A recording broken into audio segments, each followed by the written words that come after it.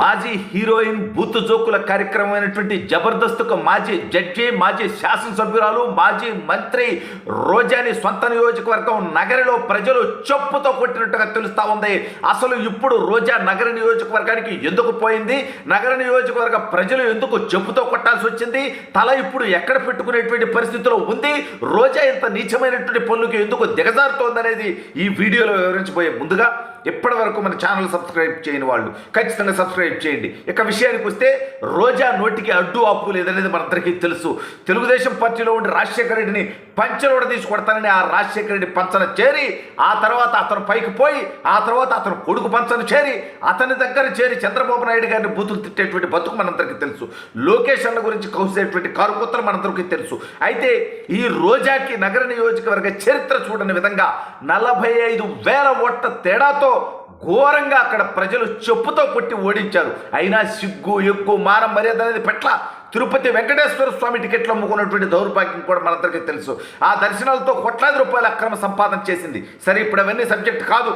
నిన్న చంద్రబాబు నాయుడు గారి ఆస్తి 932 కోట్ల రూపాయలు అని చెప్పి ఒక సంస్థ చెప్పడం జరిగింది. ఓకే, అది వాస్తవం కూడా. అయితే వెంటనే రోజా పొలోమట్టు బయటకు వచ్చేసింది. 2 ఎకరాలోడు ఇప్పుడు 1000 కోట్లు సంపాదించేశాడు, ఎలా సంపాదించాడు, దీని మీద ఎంక్వైరీ జరగాలి, విచారణ జరగాలి, అవినీతి చేశాడు, అవినీతి సంపాదన అంటూ ఏం సిగ్గులేనటువంటి రోజా, నీకు దమ్ముంటే, నీకు ధైర్యం ఉంటే నేను ఒకే ఒక్క మాట సుట్టిగా స్పష్టంగా ఈ వీడియోలో నేను అడుగుతా, దానికి నువ్వు సమాధానం చెప్పు. నువ్వు కనుక సరైనటువంటి సమాధానం చెబితే, నువ్వు చెప్పింది కనుక నిజమైతే రాజకీయాలు శాశ్వతంగా వదిలేస్తానని నీకు సవాల్ చేస్తా ఉన్నా. సిగ్గుమాలినటువంటి మనిషి చంద్రబాబు నాయుడు గారు. 2 ఎకరాలు ఇప్పుడు ఉన్నాయి, నీ దగ్గర ఏమైనా డాక్యుమెంట్స్ ఉందా, నీ దగ్గర ఏమైనా ఆధారం ఉందా? సరే, ఉందనుకుందాం. అది ఎప్పుడు నువ్వు చెప్పేది? 1978లో. ఇప్పటికి ఎన్ని సంవత్సరాలు అయింది? 46 సంవత్సరాలు అయిపోయింది కూజా. మరి 46 సంవత్సరాల సుదీర్ఘ కాలంలో ఆయన ఎన్టీ రామారావు గారి కుమార్తెను ఆ తర్వాత వివాహం చేసుకున్నారు. ఆ రకంగా ఆయన ఆర్థికంగా బలపడి ఉంటారు. ఆ తర్వాత హెరిటేజ్ అనేటువంటి ఒక కంపెనీ పెట్టి దాదాపు 35 సంవత్సరాలుగా ఆ కంపెనీని తన కుటుంబం మొత్తం అంచెలంచెలుగా విస్తరించుతూ వెళ్ళటం జరిగింది. మీ మహామేత కొడుకున్నాడు చూడు, ఆడు అంటే నేను అనేది ఏంటంటే, ధీరుభాయ్ అంబానీ కూడా ఒకప్పుడు పేదవాడి పెట్రోల్ బంకులో పనిచేశాడు. కానీ 45 సంవత్సరాల కాలంలో ఆయన 1000 కోట్ల, లక్షల కోట్ల సంపాదనకు వచ్చాడు. అంటే వ్యాపారం చేసి సంపాదించడం వేరు, దోపిడీ వేరు పూజా. మేమంటోది జగన్మోహన్ రెడ్డి వ్యాపారం చేసి సంపాదిస్తే మాకు కూడా ఓకే. కానీ 2004 నాటికి అప్పుల్లో ఉన్నటువంటి ఆ కుటుంబం 2009 నాటికి 5 సంవత్సరాల కాలంలో 65 కొత్త కంపెనీలు పెట్టారు రోజా. అధికారికంగా నేను చెప్తున్నా, డేటాతో నేను చెప్తున్నా, సబ్జెక్ట్తో నేను చెప్తున్నా, పాయింట్స్తో నేను చెప్తున్నా. నీకు దమ్ముంటే రా, డిబేట్కి రా, ఎక్కడికి వస్తావు నువ్వు? 65 కంపెనీలు, కొత్త కంపెనీలు ఎంత టైంలో? కేవలం 5 సంవత్సరాల సమయంలో, అది కూడా తన తండ్రి అధికారంలో ఉన్నటువంటి సమయంలో ఇవి పెట్టి. మాజీ హీరోయిన్ బూత్ జోకుల కార్యక్రమమైనటువంటి జబర్దస్త్కు మాజీ జడ్జి, మాజీ శాసనసభ్యురాలు, మాజీ మంత్రి రోజాని సొంత నియోజకవర్గం నగరిలో ప్రజలు చెప్పుతో కొట్టినట్టుగా తెలుస్తా ఉంది. అసలు ఇప్పుడు రోజా నగర నియోజకవర్గానికి ఎందుకు పోయింది, నగర నియోజకవర్గ ప్రజలు ఎందుకు చెప్పుతో కొట్టాల్సి వచ్చింది, తల ఇప్పుడు ఎక్కడ పెట్టుకునేటువంటి పరిస్థితిలో ఉంది, రోజా ఇంత నీచమైనటువంటి పనులకు ఎందుకు దిగజారుతోందనేది ఈ వీడియోలో వివరించబోయే ముందుగా ఇప్పటి వరకు మన ఛానల్ సబ్స్క్రైబ్ చేయని వాళ్ళు ఖచ్చితంగా సబ్స్క్రైబ్ చేయండి. ఇక విషయానికి వస్తే రోజా నోటికి అడ్డు అప్పు లేదనేది మనందరికీ తెలుసు.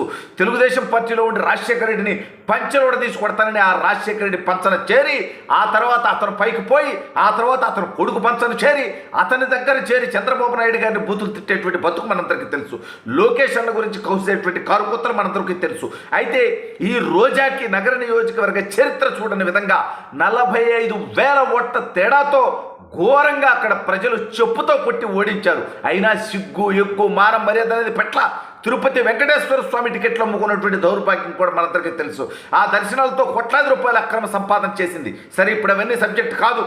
నిన్న చంద్రబాబు నాయుడు గారి ఆస్తి 932 కోట్ల రూపాయలు అని చెప్పి ఒక సంస్థ చెప్పడం జరిగింది. ఓకే, అది వాస్తవం కూడా. అయితే వెంటనే రోజా పొలోమట్టు బయటకు వచ్చేసింది. 2 ఎకరాలోడు ఇప్పుడు 1000 కోట్లు సంపాదించేశాడు, ఎలా సంపాదించాడు, దీని మీద ఎంక్వైరీ జరగాలి, విచారణ జరగాలి, అవినీతి చేశాడు, అవినీతి సంపాదన అంటూ ఏం సిగ్గులేనటువంటి రోజా, నీకు దమ్ముంటే, నీకు ధైర్యం ఉంటే నేను ఒకే ఒక్క మాట సూటిగా స్పష్టంగా ఈ వీడియోలో నేను అడుగుతా, దానికి నువ్వు సమాధానం చెప్పు.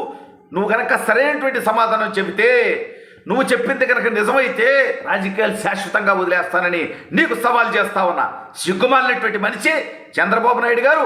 2 ఎకరాలు ఎప్పుడున్నాయి? నీ దగ్గర ఏమైనా డాక్యుమెంట్స్ ఉందా? నీ దగ్గర ఏమైనా ఆధారం ఉందా? సరే, ఉందనుకుందాం. అది ఎప్పుడు నువ్వు చెప్పేది? 1978లో. ఇప్పటికి ఎన్ని సంవత్సరాలు అయింది? 46 సంవత్సరాలు అయిపోయింది కూజా. మరి 46 సంవత్సరాల సుదీర్ఘ కాలంలో ఆయన ఎన్టీ రామారావు గారి కుమార్తెను ఆ తర్వాత వివాహం చేసుకున్నారు. ఆ రకంగా ఆయన ఆర్థికంగా బలపడి ఉంటారు. ఆ తర్వాత హెరిటేజ్ అనేటువంటి ఒక కంపెనీ పెట్టి దాదాపు 35 సంవత్సరాలుగా ఆ కంపెనీని తన కుటుంబం మొత్తం అంచెలంచెలుగా విస్తరించుతూ వెళ్ళటం జరిగింది. మీ మహామేత కొడుకున్నాడు చూడు, ఆడు అంటే నేను అనేది ఏంటంటే, ధీరుభాయ్ అంబానీ కూడా ఒకప్పుడు పేదవాడి పెట్రోల్ బంకులో పనిచేశాడు.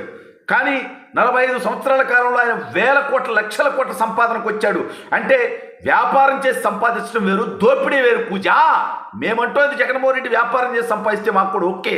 కానీ 2004 నాటికి అప్పుల్లో ఉన్నటువంటి ఆ కుటుంబం 2009 నాటికి 5 సంవత్సరాల కాలంలో 65 కొత్త కంపెనీలు పెట్టారు రోజా.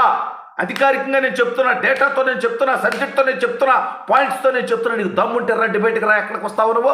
65 కంపెనీలు, కొత్త కంపెనీలు ఎంత టైంలో? కేవలం 5 సంవత్సరాల సమయంలో. అది కూడా తన తండ్రి అధికారంలో ఉన్నటువంటి సమయంలో ఇవి పెట్టి